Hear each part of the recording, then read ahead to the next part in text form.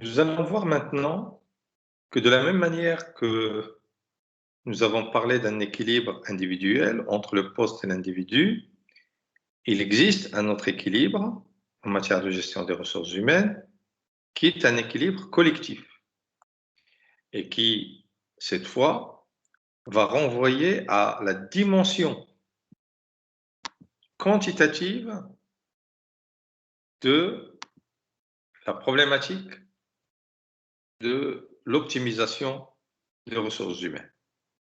Et cette dimension collective renvoie au concept d'effectif. Alors, et dans la définition d'Alain Mignon, effectivement, on vous parle de la nécessité de disposer à temps et en permanence en effectif suffisant de personnes compétentes et motivées, etc.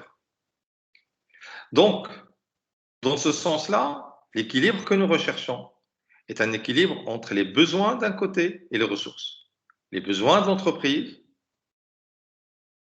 pour réaliser le travail qu'elle doit faire, et de l'autre côté, les ressources dont elle dispose, c'est-à-dire les ressources humaines. Que ces ressources soient exprimées en termes quantitatifs, c'est-à-dire en termes d'effectifs, ou en termes qualitatifs, c'est-à-dire en termes de compétences. Mais ici, maintenant, nous allons parler en termes quantitatifs, c'est-à-dire la notion d'effectif. Alors, l'objectif ici aussi, c'est de rechercher un équilibre entre les besoins et les ressources. Une certaine égalité. On ne peut pas arriver à une égalité parfaite, bien entendu. Mais une égalité entre les besoins et les ressources, cela signifie quoi? Ou une optimisation des effectifs de l'entreprise, cela signifie quoi? Cela signifie qu'on arrive à affecter les personnes que nous payons à des emplois qui les mobilisent pleinement. Schématiquement, cela signifie qu'ils sont mobilisés 8 heures par jour, 5 jours par semaine. Donc, pour réaliser leur travail. Donc, cela renvoie à la question du dimensionnement. Comment dimensionner une entité, un service, une usine, une ligne de production, une équipe commerciale, etc.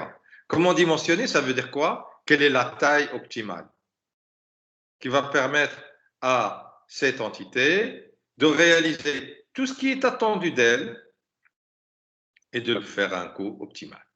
Parce que, ne l'oublions pas, les ressources humaines de l'entreprise, c'est une masse salariale, donc ce sont des charges. Alors,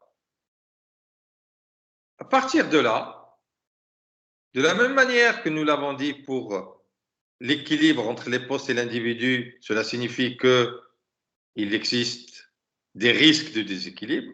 Eh bien aussi l'équilibre entre les besoins et les ressources signifie, on peut en déduire qu'il existe des risques de déséquilibre. Quels sont ces déséquilibres? Premièrement,